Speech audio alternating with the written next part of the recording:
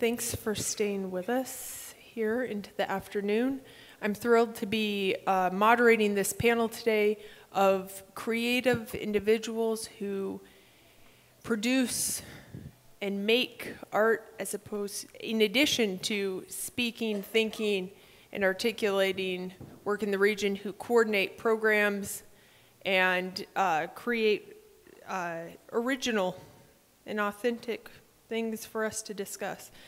At any rate, so I want to begin just very briefly by defining originality and authenticity, which we heard this morning can be defined, in fact, very expansively. And many of the things we've heard this morning, I hope that you will join me and the panelists in discussing in this session.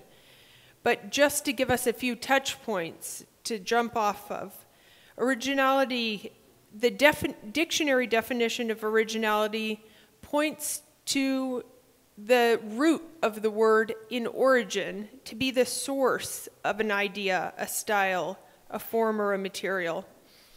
Merriam-Webster's dictionary will clarify this definition, stating, an original is that from which a copy, reproduction, or translation is made. So in the very root of the idea of origin is the idea that it extends. We can talk about that.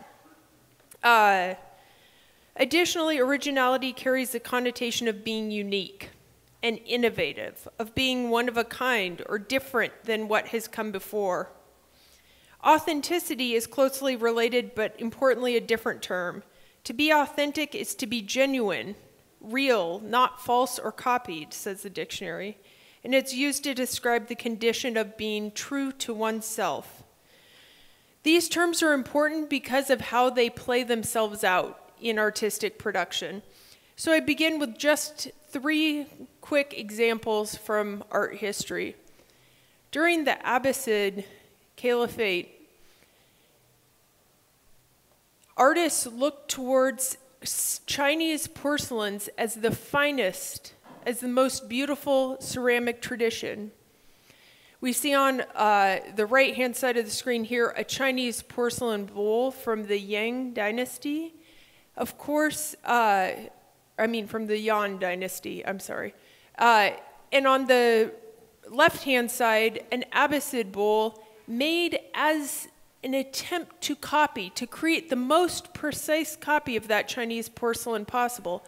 However, because they didn't have access to the same fine-grained white clay porcelain, they had to use terracotta, and that forced them to innovate.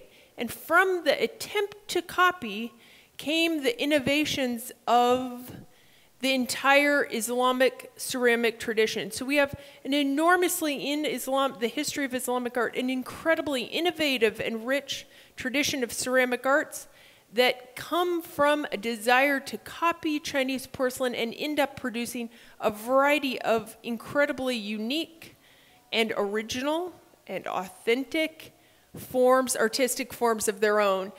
Everything from the early attempts in the 9th century, which you can see very clearly create an iron oxide glaze to give us a white base on top of that brown terracotta, and then cobalt underpainting, to the haft ring or 7-color ceramic ware of the middle 12th to 13th century, where you see intricate pictures taken from illuminated manuscripts painted into the bowl pattern. And then finally, by the 17th century, something that in fact very deceptively looks like that Chinese bowl we began with. The entire Ottoman ceramic, the 2 major Ottoman ceramic schools, the Iznik school and the Kütahya school, you can see draw their roots back to that original Abbasid tradition to copy the Chinese porcelain. So the idea of an attempt to copy being a path to innovation, to complicate this idea of copies and originality.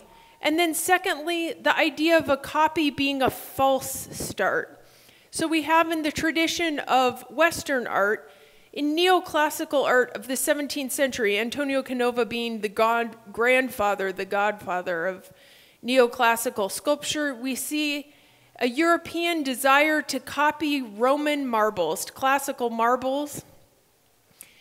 And in so doing, they create these very pure, white, idealized forms.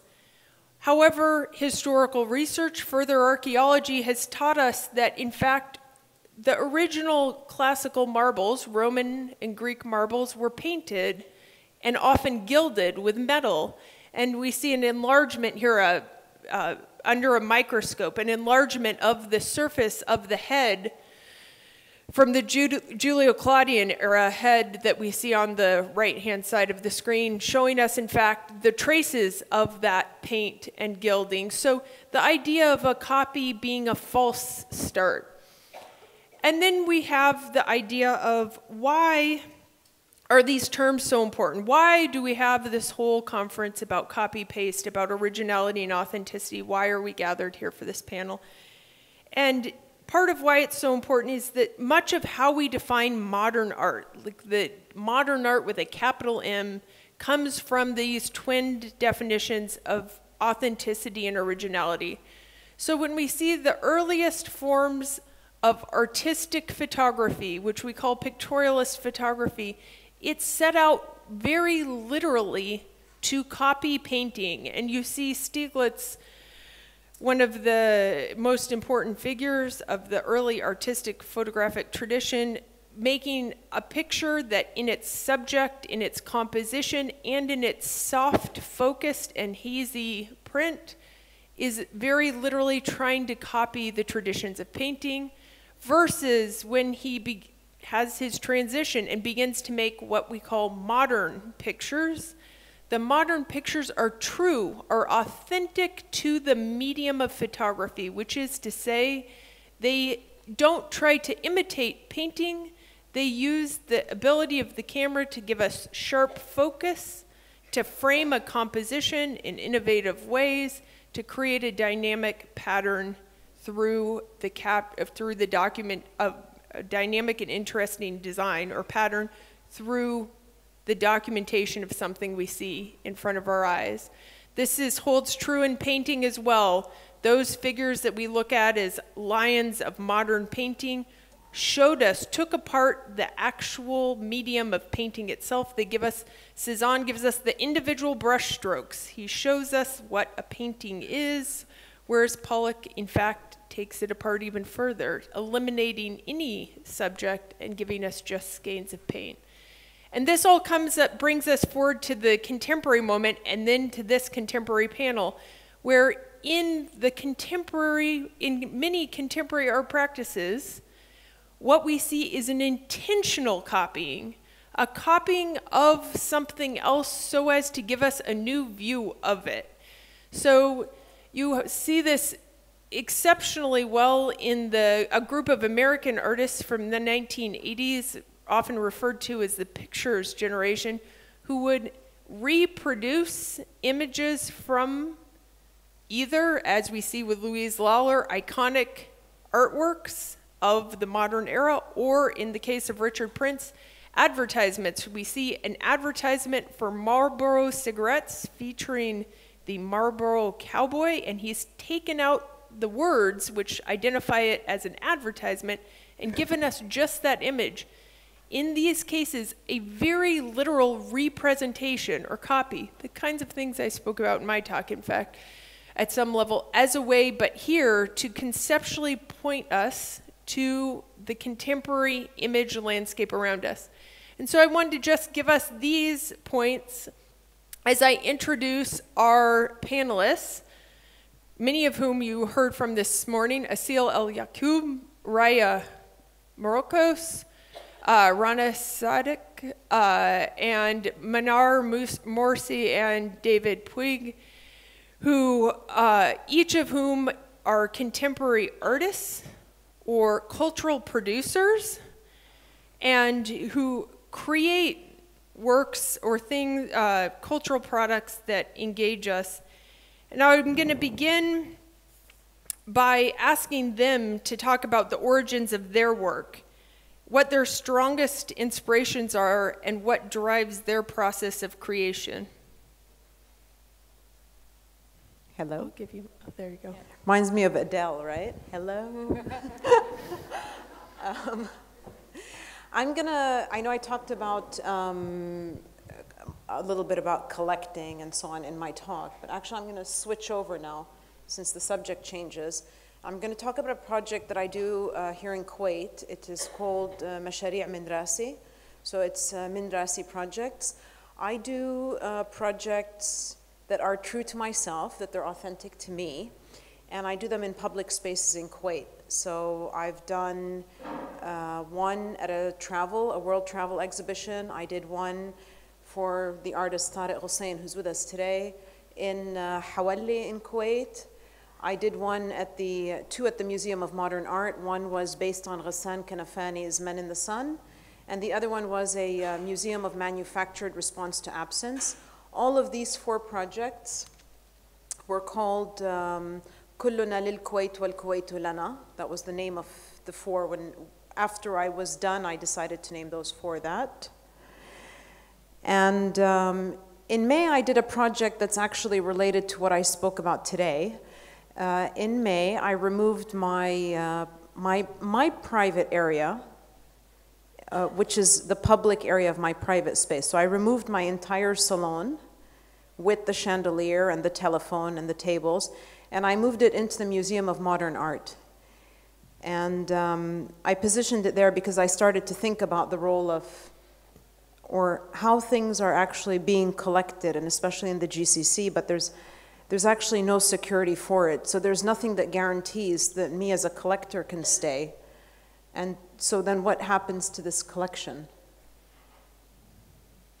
So before we move on, I want to touch upon, you began by saying you do projects that are authentic to yourself. Mm-hmm. Can you? So the first 4 projects I investigated were issues that I think I spent the first 40 years of my life thinking about certain subjects. And since 2009, I've been coming up with all of these ways of how I can make these into tangible things, to platforms that I can open up and have a discussion about. So when Kuwait was approaching in 2011 its 50th and its 50th independence from the British and 20th from the Ghazo, I was wondering about minority communities like myself that have been here all their life, whose families have also been part of the nation-building process of Kuwait, both mine and my husband's family. So I started to think that, I really want to participate in Kuwait's celebrations, but I knew that it was an impossible task. So I thought the only way I can enter into this dialogue is if I did art projects, and I did them myself. So that was my contribution, or my entry into. I wanted people to remember that these are amazing countries, and their modernity really did depend on immigrant minority communities. So we heard about your work this morning, Asil, but can you talk to us more about what the origins of your work are, in addition to the context that you presented to us this morning? Sure. I think we're going to pass this around. I want to say that going to art school, I wanted to take myself out of the Kuwaiti context and start doing work that was more universal, because I didn't want to be orientalized or put into a category of being an Arab artist and a woman as well. So I tried to really break the boundaries in that sense. So I started, one of my first projects was about languages and the idea of language, dying languages, and created this big and complicated map trying to document global issues, and realized that who am I to talk about the world? At the end of the day, what really truly inspires me is the very unique and specific nature of Kuwait. And the reason why I'm attracted to it is because I still don't really understand it so much, and I want to know more, and I'm extremely fascinated by that. So I feel like the origin of my work really stems from that, and once I can begin to tackle that, can I then maybe discuss global issues? But I feel like it's very much a part of the world and a part of a lot of the region in which we all share this sense of modernity, pan-Arabism. It's a much larger conversation, but I would like to start here first and see where that takes me. That's a good start. I think that's a good start. Raya, you've already told us a great deal about what drives your process of creation, what your strongest inspirations are, but can you talk to us a little bit about how you would define your voice and what you feel makes your voice authentic to you? Is this working? I don't think so. So just pass it around. Well, first of all, what inspires me really is stories, and the stories that either I live or I read about or I listen to. For example, maybe a book that I read or some piece of music or an exhibition, and I kind of put them together to make a whole environment that I live for a while, and that would be the inspiration for a collection or any kind of project that I'm doing. How do you choose your stories? I don't really choose my stories. I want to say I don't choose my stories choose me, but just not to sound too cheesy. I'm very interested in anything that is related to the human being, being a social being, and also the psychology behind how the human being behaves with others. So any kind of situation around me or around humanity, I think, is the basis of everything that I do. But it has to move me so that I can create and move others with me. So it's very personal, I would say. What I like is that all three of you are coming back to things that are, in fact, there's a deep personal passion that actually drives your voice. Like, even if it's a national anniversary or a big historic event, it's your perspective, personal reaction to that. How do you relate to the national anniversary as a minority community within a national citizenships? To go over to Manar and David, these are the two artists who we'll hear from tomorrow and we haven't heard from today. So can you take, without spoiler alerts on your project, too many spoiler alerts on your talk tomorrow, introduce us to the book that we can find outside and your work a little bit, and then speak to your, what motivates, what are the origins that motivate your work, and what are your strongest inspirations? So I'm Manar Morsi. I'm an architect by training, but I work on different scales in the city, from writing to photography to product design and art. And the project that I worked on with David, which we will be talking about tomorrow, is a book titled Sidewalk Salon, 1001 Street Chairs in Cairo. In my processes, and in my practice, I'm very inspired by research. My practice is very research-based. And to take an example of a recent architecture competition project that I was working on for the Chicago Architecture Biennial, I was working on a pavilion, and I started to research World Expos and the Universal Expo that happened in Chicago. And I looked at, the introduction of Ferris wheels and games, and that led me into a path of researching different games. And I started to research snakes and ladders, and then I found out that it has like an Indian origin and a sort of fatalistic kind of interpretation, where the number of ladders or the number of snakes represents vices you can commit or positive things that you can do in your life, and you're trying to reach the sort of end where you're freed from desire or worldly desire. And I interpreted this game into a three-dimensional form And then the number of ladders and snakes varied. I played with that idea, and that sort of helped to inspire my work. And talking about this process, I'm showing you how I work research-wise, but I'm also inspired by walking a lot in the city, which David will talk more about in a second. And that really, enhanced our project. So reading, researching, and walking are really my sources of inspiration. So I'll hand it over to David. Yeah, so, hello, yes. So the project Manar and I did together is a photographic project about the street chairs of Cairo, which uses the street chair, a very banal object. Okay. That takes the street chairs of Cairo, which is a very banal and common object, as a tool to explore the urban dynamics of the city.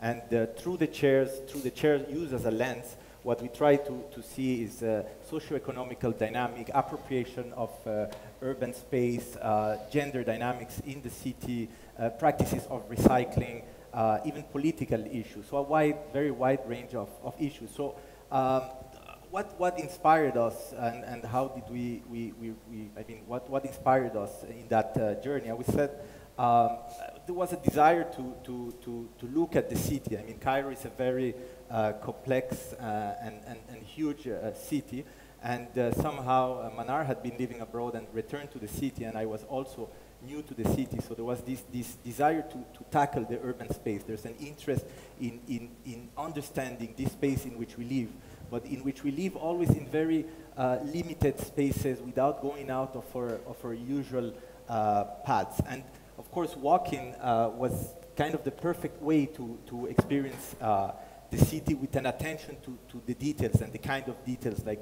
chairs that we're looking into.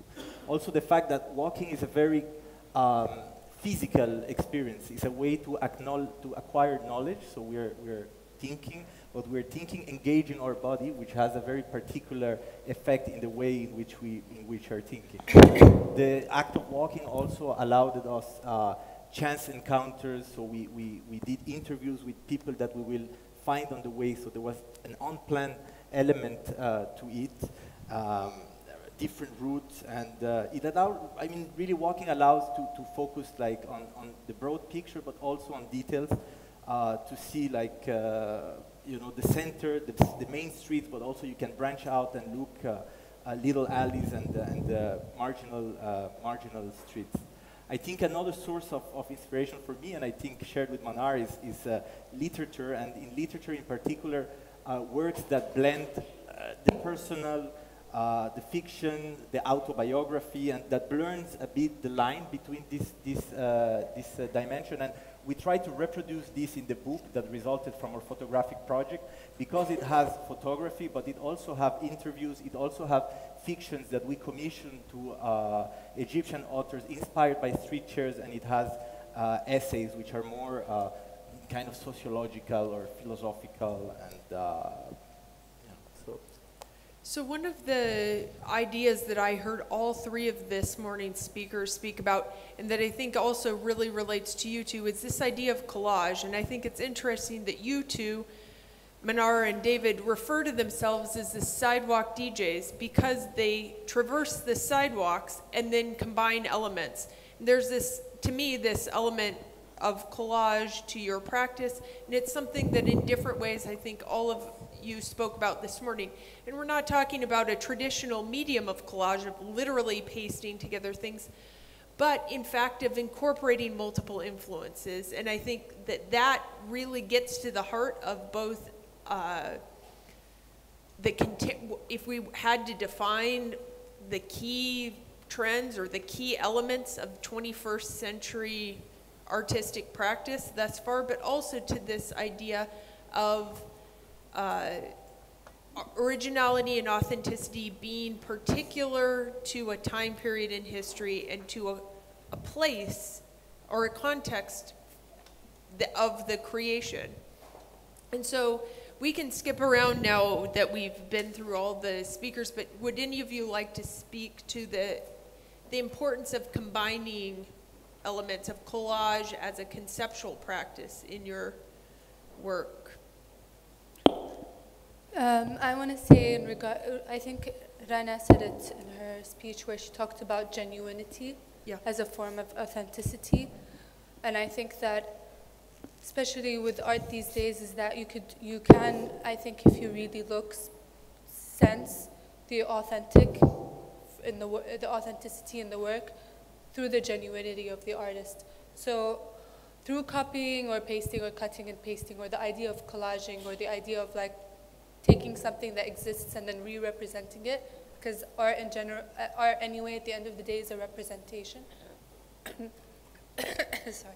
So it's always a copy of something that already exists, but it's how you do that and how genuine you are about that that makes this piece relevant or not. So basically it's your view of that object or situation, it's your perspective and then your copy, basically. So it's not a perfect copy of what exists, it's your copy. Yeah. It's your vision. And it's like your reinterpretation. And so you recontextualize that. Like the idea of just having it with like a kafia can completely change that image of the object. And it could be an exact replica, but regardless, just that little move, that little step, can add another layer to it, to that collage, basically.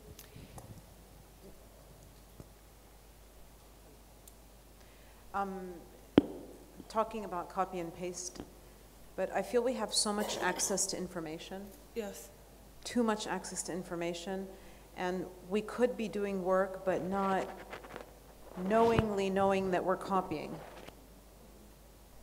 So it could be like something that we've seen, or a performance, or something digital, or some wallpaper on our computer that we see every day, but because we're so overloaded with information, we just don't remember where it comes from. And sometimes we become confused and start to think that it's actually something that we might have thought about. So that brings me to two questions that I wanted to pose. One of which, let me start with the first one. One of which is, before the digital, so one of the things I loved from your video, A Seal of Kissing Cousins, is that in the video you have this very traditional salon with the men sitting around sharing a meal on the carpet, and one is watching, or one is listening to Kulthum and has the Kulthum, and one is listening to Elvis. And it comes back to this idea that Rana was talking about also, that I think is important, is, and it comes back to copy paste, and it comes back to collage of whose culture is Elvis, and in this age, can we really say that Elvis is Elvis belong to Memphis, Tennessee? Does Elvis belong to America, or does Elvis belong to, you know, to a global cultural sphere? And this becomes increasingly relevant in the 21st century. But I think that brings, so I put that out there, and then it brings me to the question of the digital revolution and how digital platforms of dissemination, both of information, but also for your work, how have digital platforms of dissemination, how has the digital revolution transformed the way you work, or the way you think, or the way you think about your sources? Or has it? Well, first of all, I think that there are many Elvises. I think it's exactly that. It's your perspective of Elvis, or a community's perspective of Elvis, or whoever. And second, or Kulthum. So this is where it becomes much more personal. And for the digital age, in my opinion, it's a good start to start the research, but eventually you would want to have something that you live. And this is why you would add things to it. This is why you would have the collage, because you would kind of build an environment for that. But the digital world is just a tool to get you these links. just a first step, I guess. Has it changed the way, I mean, has it changed I the way think you the digital world is it's a scary world. I did a project based on that. I took objects that I made that don't exist for the Museum of Manufactured Response to Absence, and I went down to the Heritage Museum in Kuwait, and I was given permission to open the displays and put my objects into the actual display. It's a heritage museum. And then I was given permission only to take photographs with my iPhone. I couldn't use a professional camera. So then I started to think, when I become a modern artist and I die, if someone has access to my phone and sees these images, they might not know that these are not real images. Mm-hmm. And it's incredible how much wrong information can be created, or misinformation can be created with digital platforms, and that becomes scary. I did that in my own presentation. Are they not real images? Yes, they are real, and the objects are real, and the happening was real. They're just historically anachronistic. Distorted. Yeah. Yeah. So it's like the neoclassical sculpture, right? That thinks that classical sculpture is pure white marble. It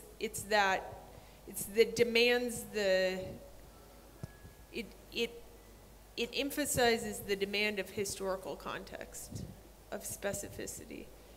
How important is it to you that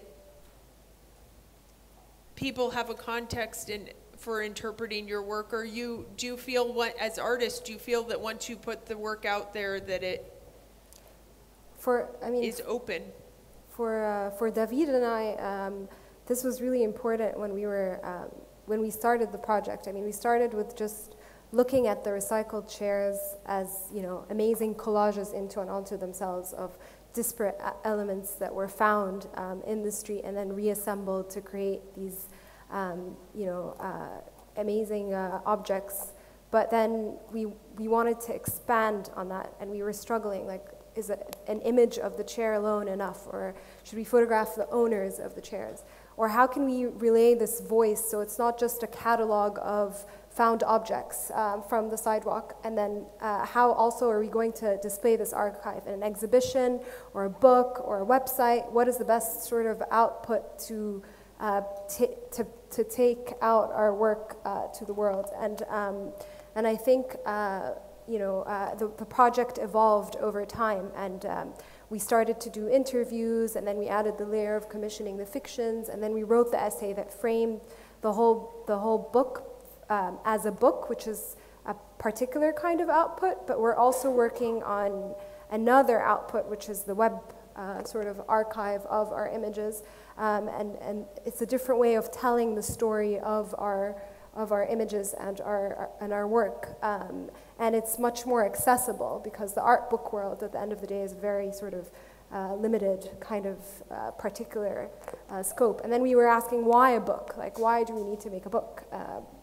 in the first place in this day and age? But we're still very attached ourselves to the materiality of books and making and keeping this archive. Actually, recently, there was a talk in Cairo by a German architecture center curator, and he was talking about the difficulty, or something they're grappling with in Germany while we're grappling with even preserving the archives of the architects that we have, is how to preserve the digital archives, because we all know, like, I have my work backed up on hard disks, but God knows in 10 years or 15 years, I've already lost, for example, like 3 years of work by dropping 2 hard disks in one day. And so, even if paper is hard to preserve, digital archives also has its difficulties, or websites that appear and then sort of disappear because they're not maintained. And so there's this fictional kind of idea that, the digital world can preserve things or has a lot of information and it's there, but actually a book at the end of the day, in our opinion, or what we felt, has a more lasting presence in some way. And so we wanted to dialogue with these different formats in our work, definitely. Yeah, I can add that, that one of the concerns that we had while doing this project was to show all the dimensions of this street chair. It was not just to show like street chairs or street objects, like beautiful objects, and the book format allowed us to add different layers of essays, fiction, and to make it more complex. And the fear we have a little bit about the website, I mean, it's great, we're building a website, we're putting things out there, but we know also, because we've talked with people that create websites, is that people look at images, they browse very quickly, and our project can be also like reduced to like a bit of an orientalizing vision of Cairo, like in the sense that it's only images of chairs from the streets, and this is really not the point. Like what we always try is to make it a lens to look at the city. A lens to look at Cairo, but also it's a method that we can use that can talk to anyone interested in any city in the world. Like it's a method that you can look at your city, you can look at your place through very particular and small aspects that can reveal broader aspects. So we thought that the book was like the right format to raise all these questions together in like a particular space. So I want to ask a last question, and then maybe we'll have chance for one or two questions from the audience, hopefully. But Rana talked about, and I think it also, again, was something that bridged through a lot of the talks we heard this morning and relates as well to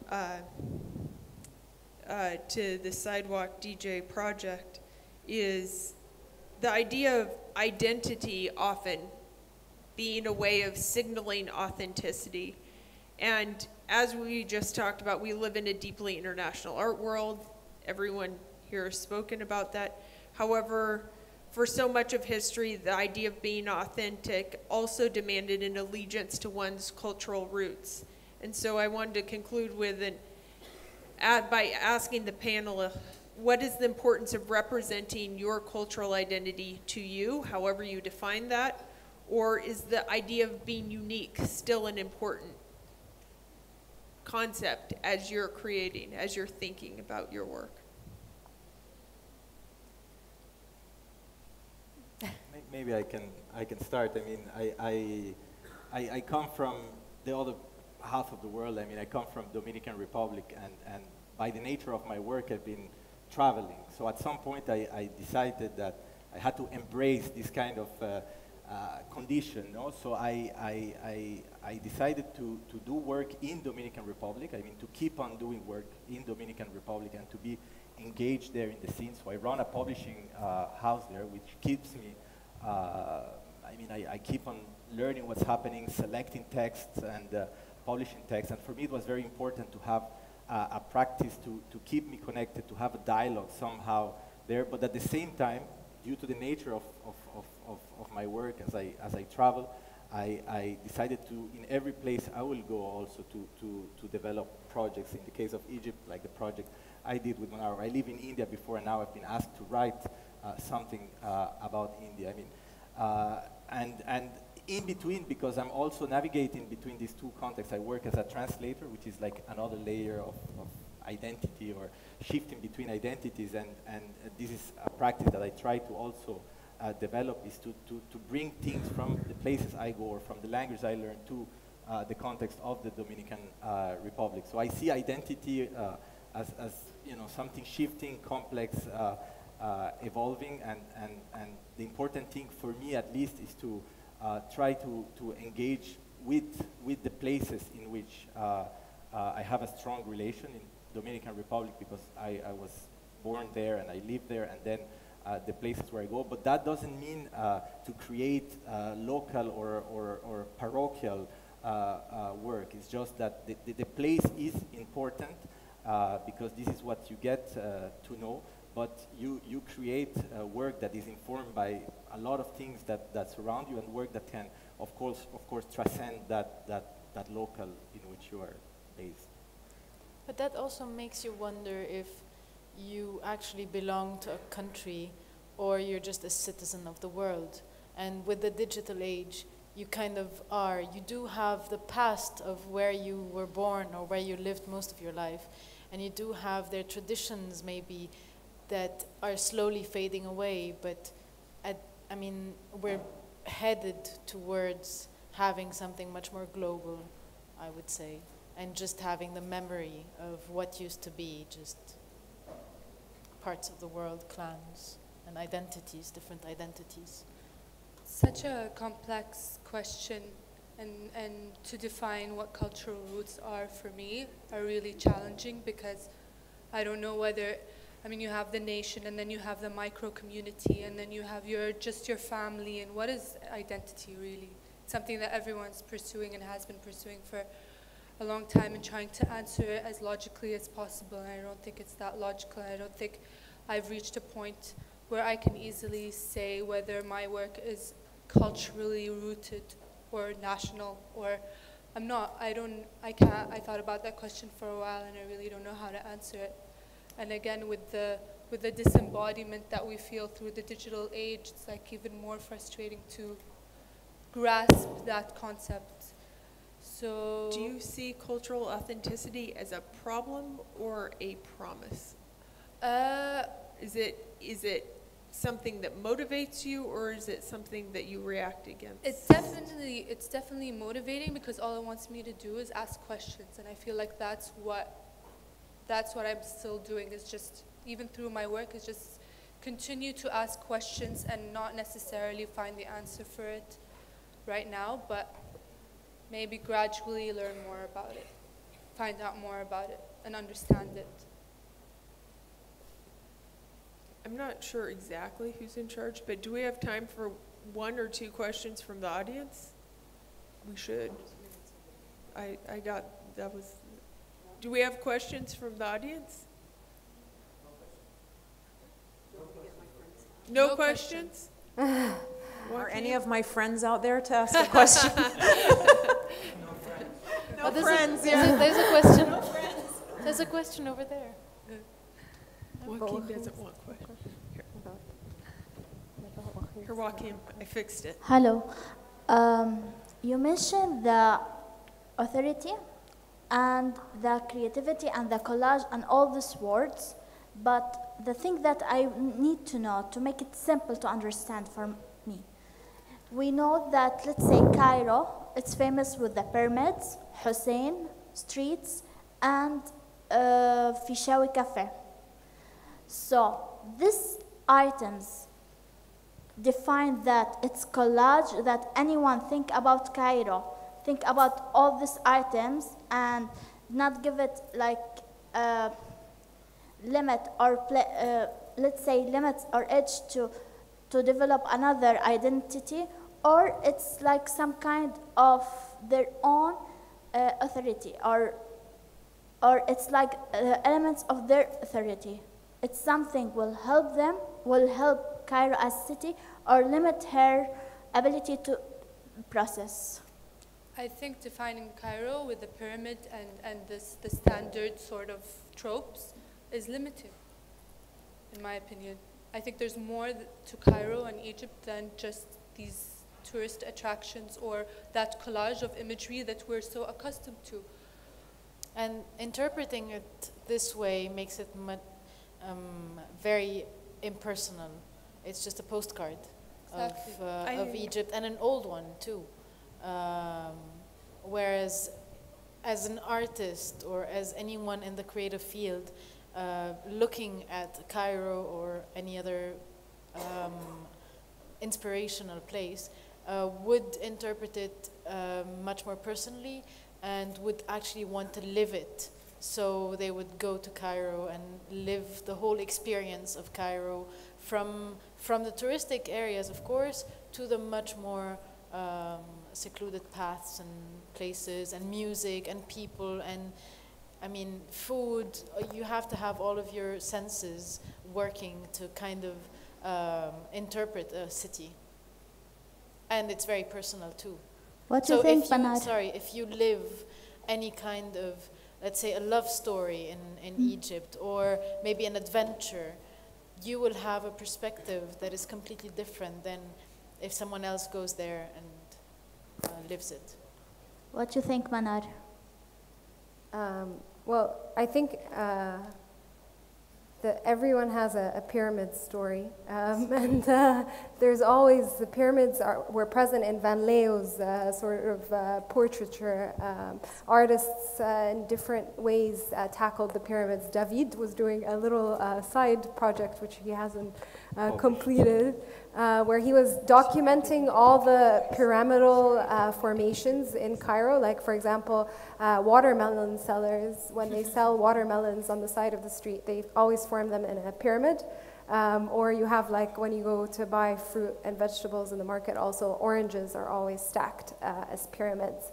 Or you find lots of, street art, local street art that is of pyramids. And so the ubiquitous pyramid is actually still very omnipresent as a symbol, both in folk art or high art. And so everyone has their own image of Cairo. My image of I don't know, places I haven't been to or that I've been to once are at some sort of level, they might be superficial, even of Egypt itself. Since I was born and raised here and I studied in the US, and then I came back to Cairo I've been there for the past, 7 years or so. And so I was questioned myself as an artist when I did the photography project by foreign curators who are not Egyptian about my orientalization of my own culture, which I understand because I am someone who is distant of the context.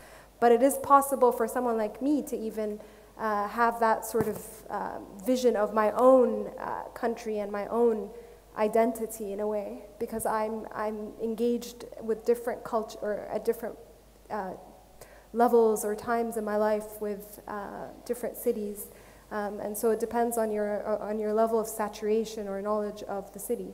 So, yeah. Please join me in thanking our panelists.